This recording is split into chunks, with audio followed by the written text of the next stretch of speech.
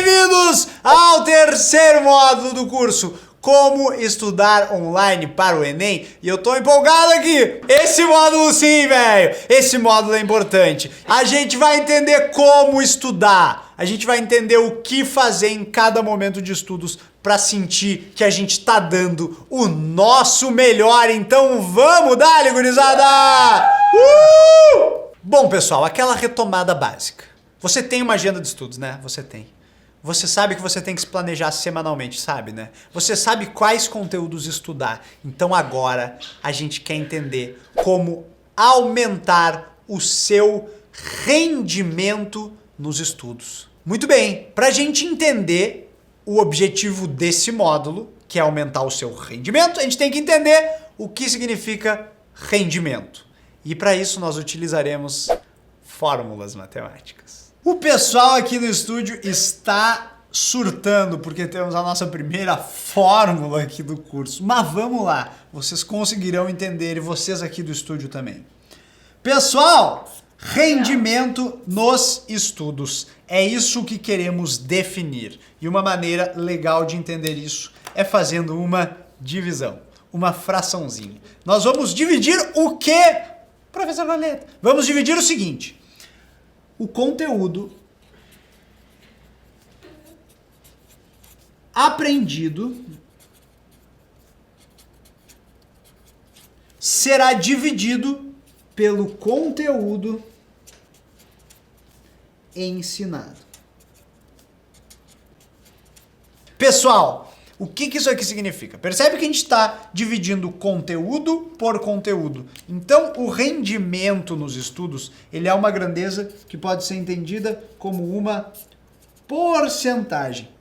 Então, ela é a porcentagem de conteúdo que você aprendeu, dado o conteúdo que foi ensinado. Tipo assim, se tu foi na aula e o professor passou 3 tópicos da matéria, e você aprendeu de fato um deles, então o seu rendimento foi 1 dividido por 3, que é 33% mais ou menos. Beleza. Percebe o seguinte, se a gente quer aumentar o rendimento, a gente quer que o conteúdo que você aprende seja o mais próximo do conteúdo que foi ensinado. E olha só, importante, essa fórmula e esse exemplo, eles são de ordem didática, tá? É claro que não tem como a gente medir exatamente o conteúdo aprendido e o conteúdo ensinado. É mais para você ter uma noção de que o rendimento é fazer com que você tire o máximo possível de proveito do seu momento de estudos, certo? É isso que a gente quer fazer. Então não vai ter como o Alex dizer, hoje o meu rendimento foi de 25%. Não, não é bem assim que funciona.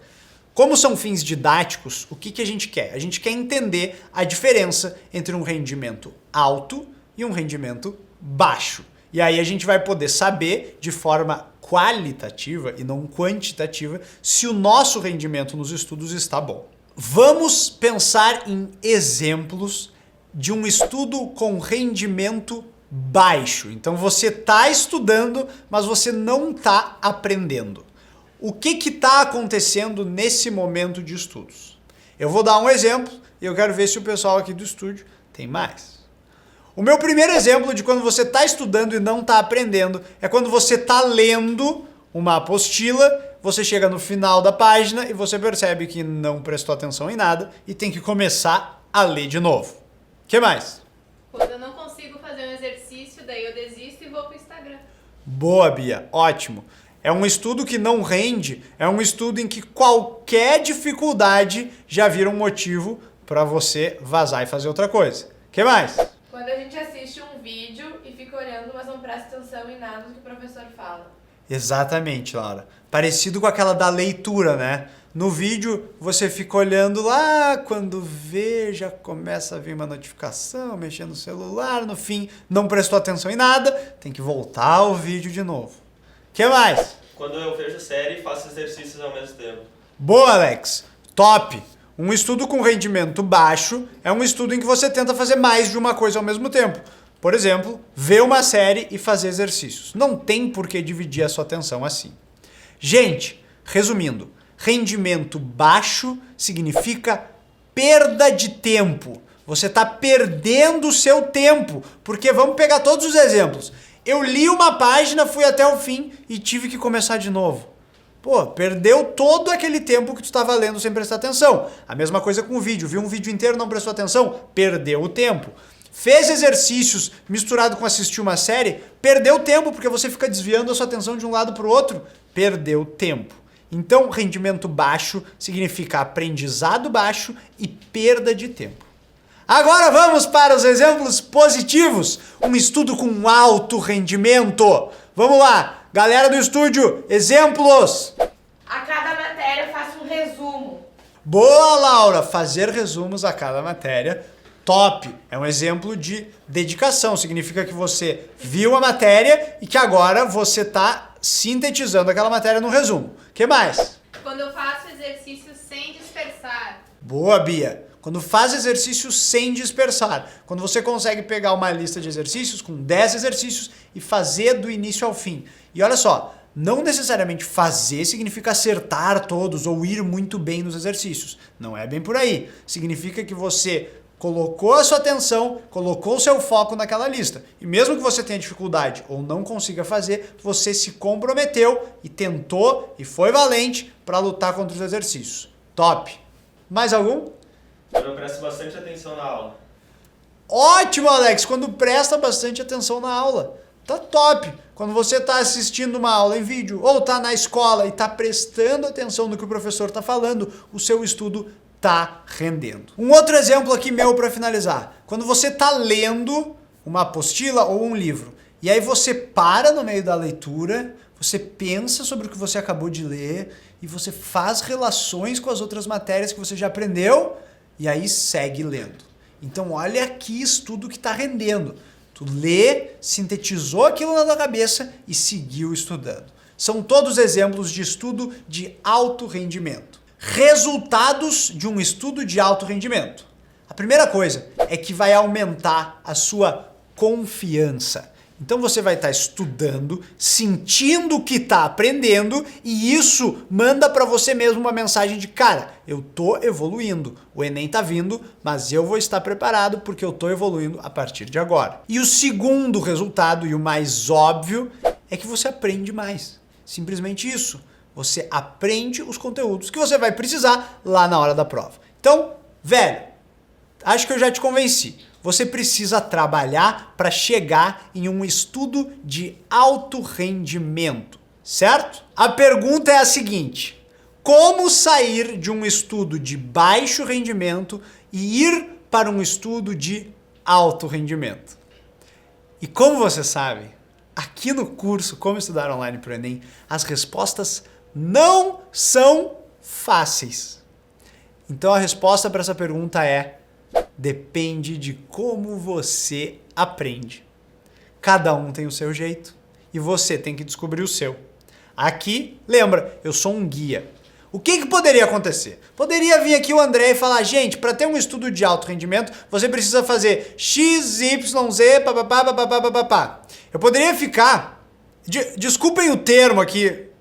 Posso falar um termo aqui meio inapropriado? Pode. Alex não vai cortar na edição, né? Não. Tá, eu podia ficar aqui regra e falando o que você deve ou não deve fazer, mas aí eu seria um farsante, um charlatão, porque o que eu acredito é que você tem que descobrir o seu jeito, mas não é só isso, eu não vou te deixar essa resposta vaga, eu vou te dar um guia, que é o seguinte, você precisa testar. É isso mesmo, testar em quem? Em você mesmo. Olha que coisa fantástica! Você é um cientista, você tem o seu próprio laboratório e você tem o seu próprio cobaia. E o bom é que tudo isso é a mesma coisa. Você é o cientista, você é o laboratório e você é a cobaia. Um cientista, ele não pode testar uma teoria em si mesmo e dizer que essa teoria é geral. Isso não pode. Não posso dizer, tomar água todos os dias faz bem, porque eu tomo e me sinto bem. Não, não é assim que funciona a ciência, tá?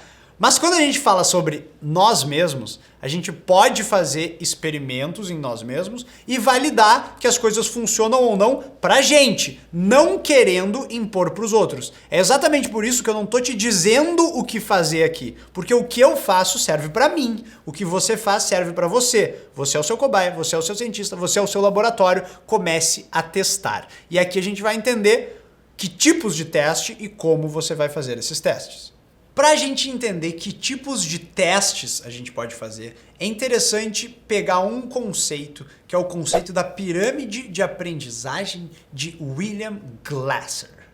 Vamos dar uma olhada como funciona essa pirâmide, como a gente pode usar ela nos nossos testes, e eu vou falar um pouco também sobre as críticas a essa teoria da pirâmide aqui. Bora lá? Chega mais na minha mãozinha aqui. Esta é a pirâmide de William Glasser.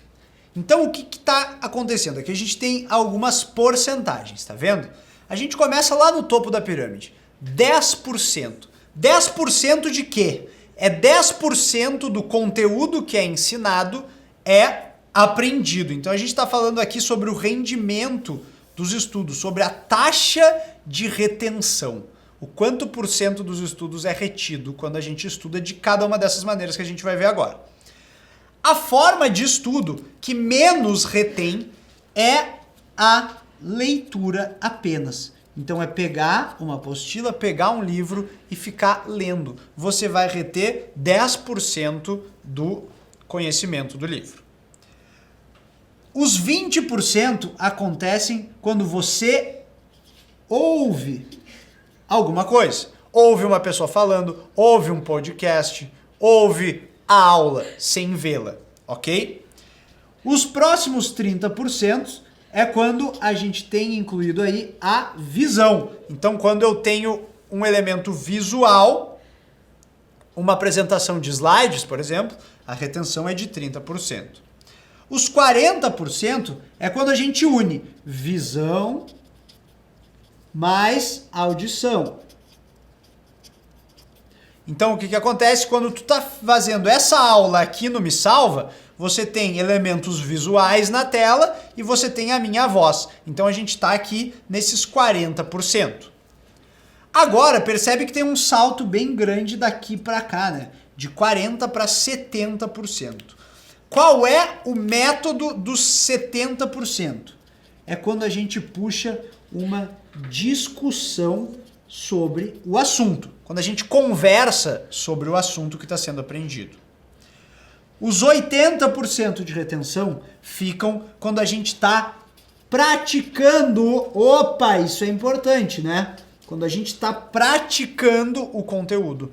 E os 95%, a taxa mais alta de retenção é quando a gente está explicando o conteúdo para outra pessoa. Pois bem, vamos entender melhor essa pirâmide. A primeira coisa que você precisa perceber, olha só como eu já vim aqui e botei em vermelho essas primeiras 4 formas de aprendizado e em verde essas outras aqui. Por quê? Porque elas têm uma diferença muito clara entre elas. Percebe o seguinte, se você está lendo, se você está ouvindo ou se você está vendo um vídeo, o que está acontecendo? Você tem uma forma de estudos que se chama de estudo passivo. Passivo é o contrário de ativo. Um estudo ativo é quando você se engaja, quando você se envolve no próprio aprendizado. Então, discutir, praticar, explicar para alguém são ações em que você precisa agir de fato. Já nesses casos, ler, ouvir, ver e ouvir juntos é muito mais passivo. Você está consumindo o conteúdo apenas, você não está sendo ativo no seu aprendizado. Então percebe o seguinte, as taxas de retenção aqui no estudo ativo são muito mais altas do que no passivo. Isso é importante. Por quê? Cara, aí você já percebe, né? Não adianta só ficar assistindo a aula do Me Salva. assistir a aula do Me Salva é um estudo eficaz, importante? Sim, mas ele é passivo. Você precisa fazer os exercícios também. Se não fizer exercício, você não vai estar absorvendo todo o conteúdo que precisa. Beleza? Pessoal, essa pirâmide ela é muito interessante e ela vai guiar esse nosso módulo. Mas para isso, deixa eu ser sincero e conversar contigo também sobre as críticas que são feitas a essa pirâmide, tá? Cara, como a gente falou lá no início dessa aula mesmo, o rendimento, ele não é metrificável de fato, não tem como medir o conteúdo aprendido e o conteúdo ensinado, certo? Então, essas taxas de retenção que aparecem na pirâmide, elas são meramente ilustrativas, velho. Não quer dizer que nós viu um vídeo é 40%. Não é bem assim, tá? A gente tem que ter a noção de que sim, um estudo ativo, fazer exercício, explicar para alguém, discutir a matéria, ele funciona melhor, a gente aprende mais do que com um estudo passivo. Agora, velho, se é 10%, 20%, 30%, isso aí não tem muito como definir. É didático, é pra gente aprender e estruturar o pensamento. Show de bola? Então essa é a crítica. A gente vai estar olhando para essa pirâmide mais vezes, só que tu tem que saber que ela é para fins didáticos, para você entender o seu melhor método. Pode ser que, a leitura que tá 10% aqui na pirâmide, para você funcione melhor do que ouvir um podcast. Então se é 10, se é 20, não importa tanto assim. Show? O que importa mais é a diferença entre o estudo ativo e passivo, porque essa sim é gritante, mas nada aqui é exatamente metrificável. Show de bola? Então vem aqui na pirâmide que eu quero falar contigo sobre como a gente vai estruturar esse módulo aqui. Pessoal, nós estamos na aula 9, certo? Na aula 10, na próxima aula, a gente vai falar sobre o estudo passivo.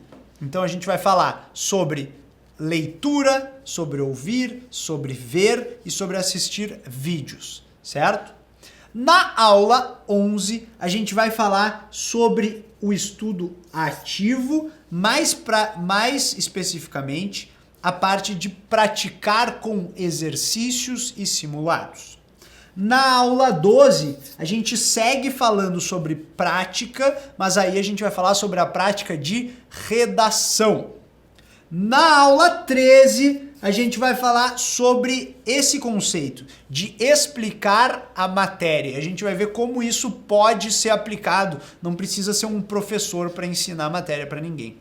E para finalizar e fechar o módulo com chave de ouro, na aula 14, a gente vai falar sobre revisão dos conteúdos e técnicas de memorização. Vai ser sensacional embarcar nessa viagem que eu espero que seja de muito autoconhecimento de vocês mesmos, que vocês consigam assistir essas aulas e perceber, nossa, velho, é verdade, nunca tinha percebido o quanto eu aprendia mais fazendo exercício ou fazendo um resumo do que assistindo um vídeo. E talvez quando você perceber isso, você consiga automaticamente mudar a forma com que você estuda e você consiga estudar com um rendimento lá em cima. Fechou? Vambora para esse módulo então. É um abraço, é um beijo e é tudo de bom que eu desejo para você. Valeu!